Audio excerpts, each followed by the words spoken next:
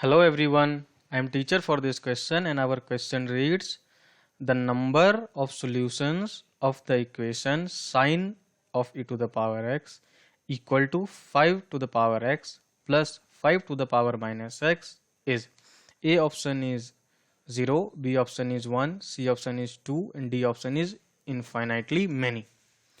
तो हमें इस क्वेश्चन में ये एक्सप्रेशन दिया हुआ है और हमें बताना है कि इस एक्सप्रेशन के कितने सॉल्यूशन होंगे। तो जब भी आपको ये एक्सप्रेशन टाइप के क्वेश्चंस मिले ना, आप ये देख लो कि एलएचएस की वैल्यू क्या क्या हो सकती है और आरएचएस की वैल्यू क्या क्या हो सकती है, और जितनी भी कॉमन वैल्यूज होंगी, मतलब जिन जिन भी वैल्यूज के लिए एलएचएस इक्वल टू आरएचएस आ जाएगा, that should be the number of solution. समझ में आई मेरी बात? रिपीट कर रहा हूं, जब भी आपको ऐसे क्वेश्चन ना हर साल बहुत ही फ्रीक्वेंटली आईआईटीज में पूछे जाते हैं। ये क्वेश्चन हालांकि 1991 में पूछा गया था 2 मार्क्स का। It is a very easy problem, but ऐसे क्वेश्चन आज कल भी रिपीट हो रहे हैं। ऐसे क्वेश्चंस आज कल भी रिपीट हो रहे हैं। जब मैंने 2015 में पेपर दिया था तभी भी ऐसे क्वेश्चन दिखे थे।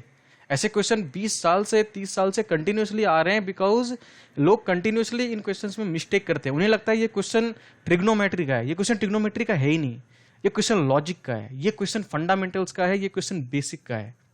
ये क्वेश्चन ट्रिग्नोमेट्री का है ही नहीं, और मैं भी थोड़ी देर में प्रूव कर दूंगा आपके सामने कि ये क्वेश्चन ट्रिग्नोमेट्री का नहीं है। ये क्वेश्चन सिर्फ और सिर्फ लॉजिक का है। अगर आप थोड़ा सा दिमाग लगाते हैं, इस क्वेश्चन का सॉल्यूशन आप बिना पेन उठाए दे सकते हैं। आपको विश्वास नहीं हो रहा होगा, मैं अभी प्रूव करके दिखाऊंगा। ठीक है, चलिए सॉल्यूशन इसका शुरू करते हैं। एलएचएस की बात कर लेते हैं। सबसे पहले एलएचएस की बात कर लेते हैं। एलएचएस का फंक्शन है sine of e to the power x, यही है।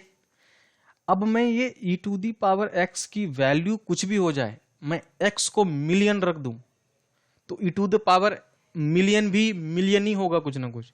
लेकिन चूंकि ये साइन के अंदर है, दैट मीन्स कि जब मैं इस पर साइन का फंक्शन लगा दूंगा तो sine of e to the power x it will always be between -1 to 1।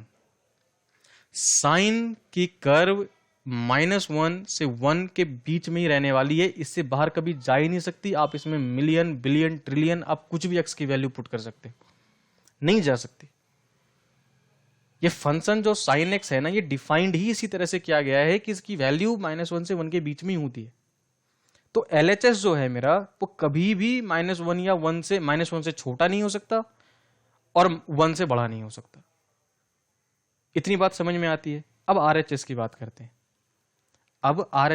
करते हैं। आरएचएस दिया हुआ है मुझे 5 to the power x plus 5 to the power minus x.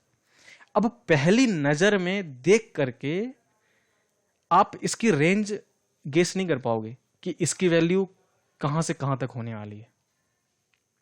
लेकिन अगर आप थोड़ी सी इसमें वैल्यूज पुट करो और अगर आप फंक्शन की पैटर्न को एनालाइज कर लोगे, तब आपको समझ में आ जाएगी बात।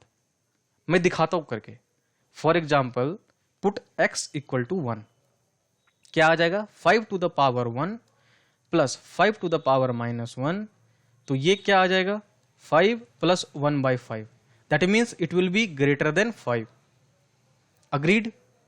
Now put x equal to, suppose that अब निगेटिव वैल्यू डालते हैं इसमें, -4।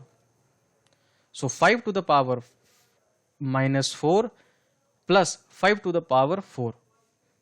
Now this expression will always be greater than 5 to the power 4। That means आप x की जो भी वैल्यू आप पॉजिटिव रखो, निगेटिव रखो, वो 5 to the power mod x से ज्यादा ही आने वाली है। क्योंकि अगर आप यहां पर -1000 पुट कर लो, मान लो x की वैल्यू -1000 रहती, तो यहां पर तो 5 की पावर -1000 आ जाती। आपको लगता है फंक्शन तो बहुत छोटा होने वाला है, लेकिन वही -1000 क्या यहां पर 5 टू द पावर 1000 बन जाता? तो क्या इसकी वैल्यू 5 टू द पावर 1000 आ जाती? उससे ज्यादा ही आती। ये वैल्यू बहुत ही छोटा हो जाए, ये टेंडिंग टू 0 आ जाएगी, लेकिन इसका ये वैल्यू कहां जाएगी? ये तो 5 टू द पावर 1000 ही रहेगी।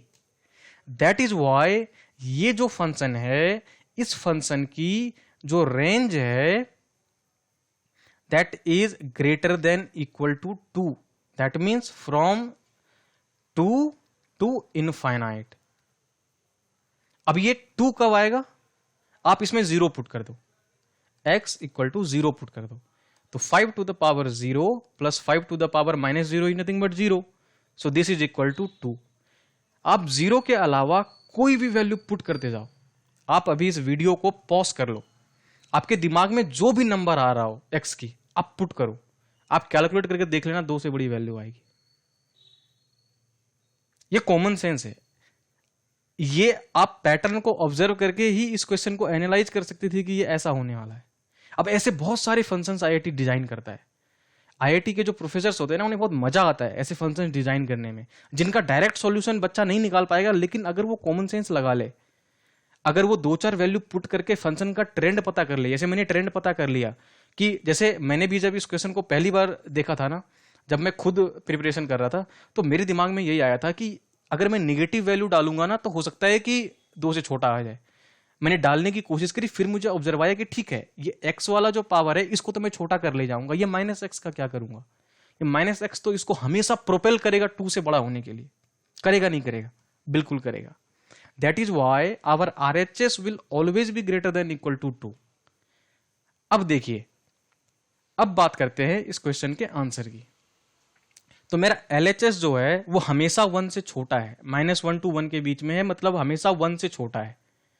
और जब मेरा LHS 1 से छोटा है और मेरा RHS 2 से हमेशा बड़ा है, तो दोनों के बीच में तो कोई ऐसी वैल्यू आएगी ही नहीं जहां पर कि ये दोनों इक्वल हो जाए। एक बोलेगा मैं हमेशा 1 से छोटा रहने वाला हूं, एक बोलेगा मैं हमेशा 2 से बड़ा रहने वाला हूं, दोनों अलग अलग दिशा में चले जाएंगे, तो इनका कभी भी कोई कॉमन सॉल्यूशन नहीं आ पाएगा। That is why we will get no solution, that is why we will get no solution. LHS बोलेगा भैया मैं तो 1 से छोटा ही हूं, और RHS बोलेगा कि तुम कितनी भी कोशिश कर लो, मैं 2 से छोटा नहीं होने वाला, मैं 2 से तो हमेशा बड़ा ही रहने वाला हूं। तो ये दोनों कभी भी एक दूसरे के अग्रीमेंट में नहीं आ पाएंगे, LHS और RHS, और जब तक अग्रीमेंट में नहीं आ पाएंगे सॉल्यूशन मिलेगा ही नहीं। That is why the number of solutions of this equation will be 0, that is option A। I hope कि आपको ये क्वेश्चन बहुत ही अच्छे से समझ में आया होगा, बिकॉज ये क्वेश्चन भले ही 1991 में पूछा गया था, काफी पुराना क्वेश्चन है, बट ये क्वेश्चन एक पर्टिकुलर टाइप के ट्रेंड को डिनोट करता है कि IITs ऐसी फंक्शंस डिजाइन करती हैं जो आप डायरेक्टली एनालाइज ना कर पाओगे, लेकिन अगर आपने थोड़ी बहुत वैल्यूज डाली उसमें और अगर आपने पैटर्न को नोटिस कर लिया तो आप उस फंक्शन की रेंज बता पाओगे। और ये क्वेश्चन डिजाइन इसीलिए ही किया गया था कि जो भी पेपर लिख रहा होगा 1991 में वो इतनी सारी चीजें समझ जाए, और जो समझ जाता ना वो सीधा 0 आंसर पे टिक लगाता और करेक्ट होता। So that was the complete explanation of this question. I hope you understood it thoroughly. Thank you very much.